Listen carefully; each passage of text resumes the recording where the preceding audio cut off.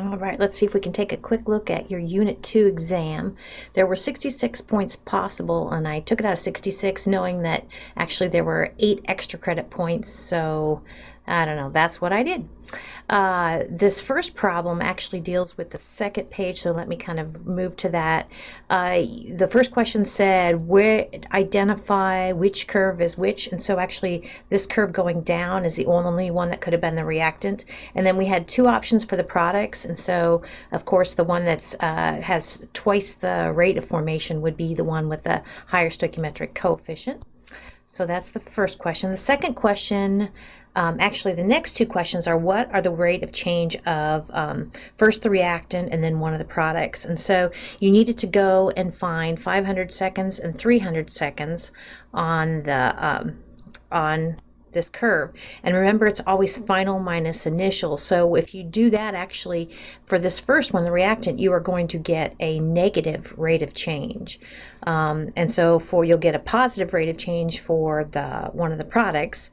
And then down here, what is the value of the rate? And remember, we have to kind of normalize it. So you could have picked either one.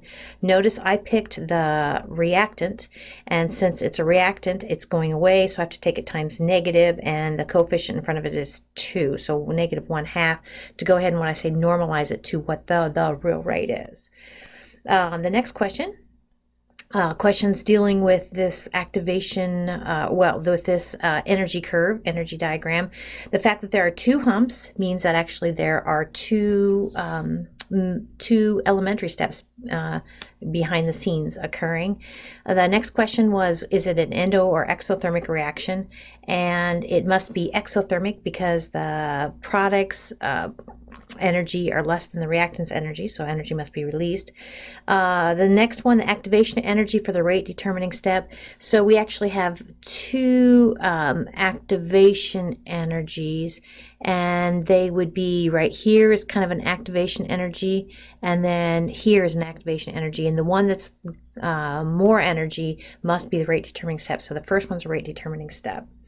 The activation energy is this segment right here for the overall change in enthalpy. We go from the energy of the reactants to energy of the products. So number 8 is the delta H. Delta H for the elementary step, you would be going, this is like number 3, because this is what we call the intermediates. These are transition states, and the intermediate is number 5, which actually I think is the next question. Question G, the transition state for the rate determining step, okay, is this one right here, and the transition step for the non-rate determining step would be right there, number 1 and number 2 respectively. So for this one, I wanted you just to describe to me how we could use this time concentration data to go ahead and knock out whether this is a first or second order. And so we had talked about this in class. I went ahead and added a couple columns. We need to take the natural log of the molar concentration and the inverse of the molar concentration, because we're going to use those down here. Our zero order test simply is the molar concentration versus time. We'll have a negative slope that will be equal to negative K. Then for the first order test, we're going to take the natural log with the molar concentration, the negative slope, and the slope will be negative K.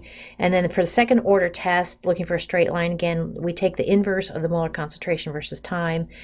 Slope will be positive, and that will be equal to K. For this one, we were given first order. We know that we were told it's first order, so then we know which equations we can use. We were given the half-life is 35.0 seconds. We can use that half-life then up here, actually, right here. We can use the half-life to get to, no, sorry, where is it? Here it is. We can use the half-life to get to K. And then also what was given is time.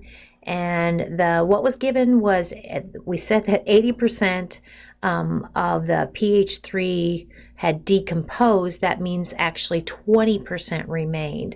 So the ratio of what's left versus what you started with would be 0.200. So with all that in mind, again, we use the half-life to get to K, and you can kind of see me doing that here. Once we have K, we can go ahead and use now this equation, rearrange this equation for first order to solve for T, and you get this. And then we go ahead and plug in our the inverse of K, natural log of the ratio of at time t versus the initial, which is 0.2. So we end up with around 3 sig figs, 81.3 seconds. Let's see, this one, So we have to recognize that given the, and I told you this in class, given the units of K, we know this must be overall second order. So with that in mind, then we know which equation, integrated time concentration equations we can use. So we have K, we have the initial concentration of NO2, and we're going for what is the concentration of NO2 after 77.0 seconds. So, notice that up here I went ahead and converted time to actually minutes because our K is given in liters per mole per minute. So we need our time and minutes need to be consistent one way or the other. This is actually an integrated time concentration equation for a second order reaction. So rearrange, no, I don't need to rearrange this. I'm after NO2. So I have K and I have time. And then over here, I have the inverse of the initial molar concentration of NO2. So what I do is actually go ahead and resolve this or work this out, and I come up with 137, and the units of that would be liters per mole. And then to get the molar concentration, I have to take 1 over 137, and that will give me my 0.00732 moles per liter. This one, I wanted you to talk me through, it was an Arrhenius equation question, and I wanted you to kind of talk me through what I would need to create an Arrhenius plot.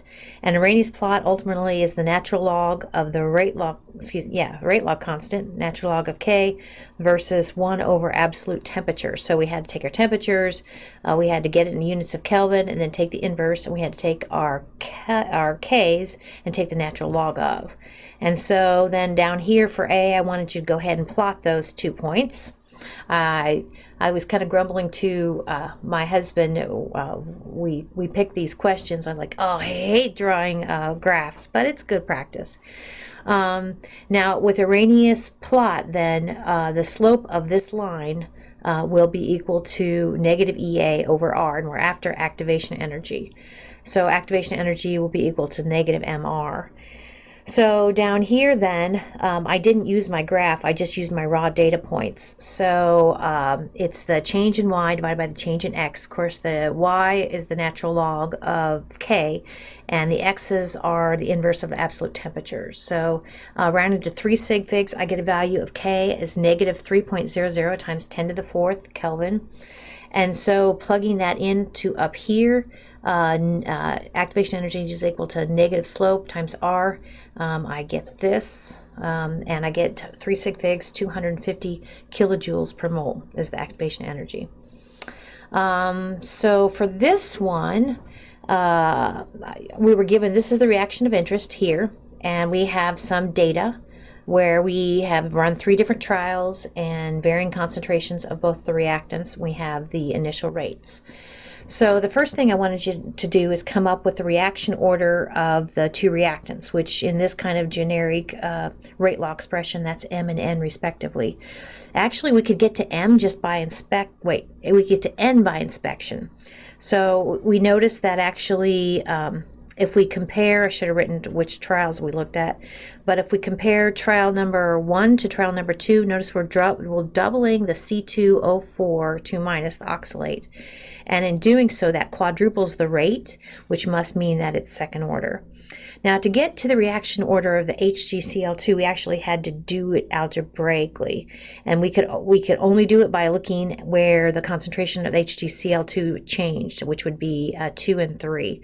Notice it works out well that actually if we use 2 and 3, that the concentration of the C2O4 oxalate stays the same, so that kind of cancels out. So you can kind of see how this works.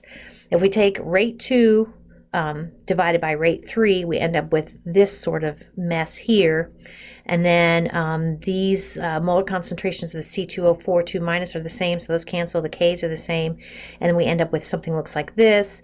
Notice that we can get to that exponent by taking the log of both sides, and that's exactly what we're going to do. Log of the ratio of the rates is equal to the log of the ratio of the molar concentrations for those two trials, and then that brings our M out here, which is what we're trying to get to. So down here then I rearrange in the M, the reaction orders, which we're after is equal to the log of the ratio of the rates divided by the log of the ratio of the molar concentrations. And carefully plugging in, you end up with 1. Whew, all that work to find out, get a number 1, but that's right. So it's first order reaction order.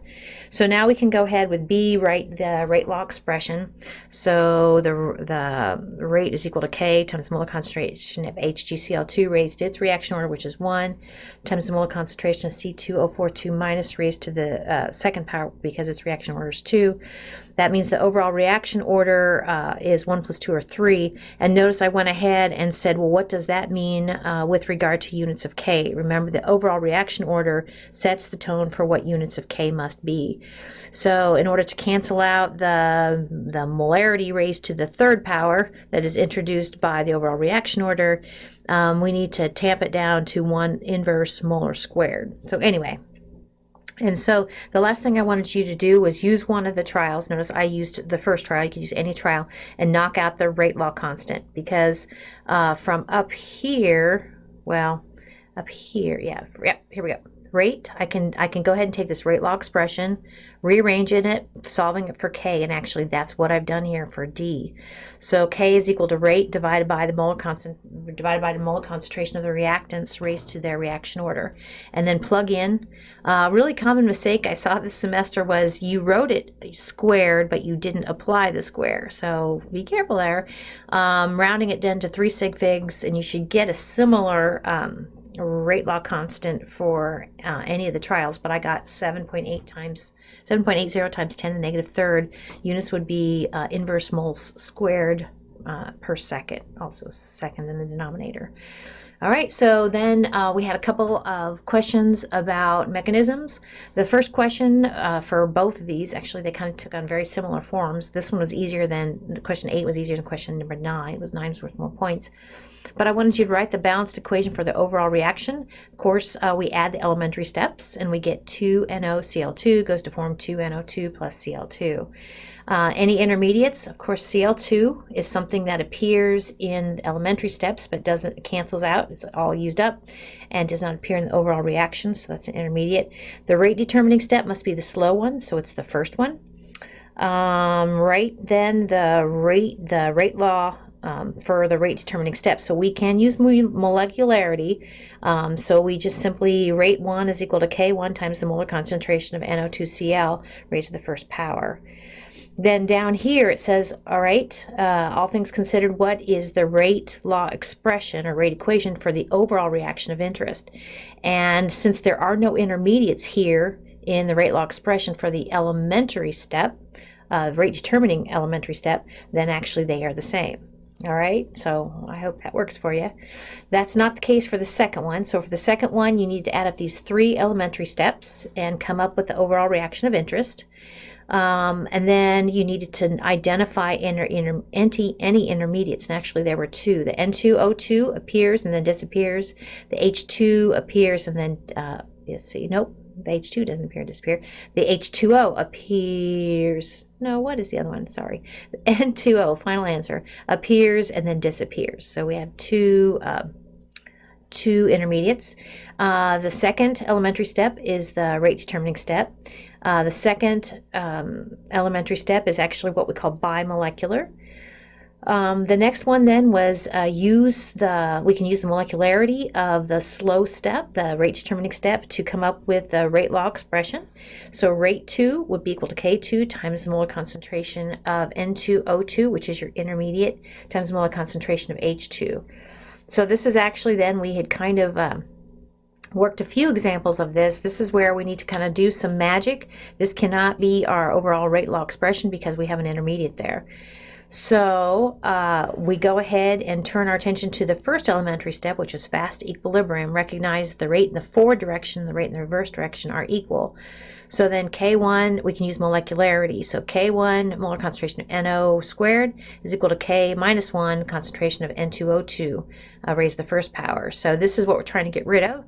So we're going to kind of solve for the molar concentration of N2O2, and it looks like this.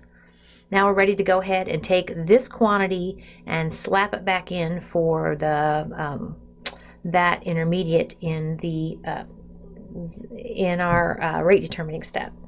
So it ends up looking like this. Go ahead and rewrite it. Now we only have real things, no intermediates in our rate law expression. So what we think the overall rate law expression would be, rate is equal to K times the molar concentration of NO raised to the second power times the molar concentration of H2 raised to the first power, where the K actually behind the scenes is equal to K2 times K1 divided by K minus 1.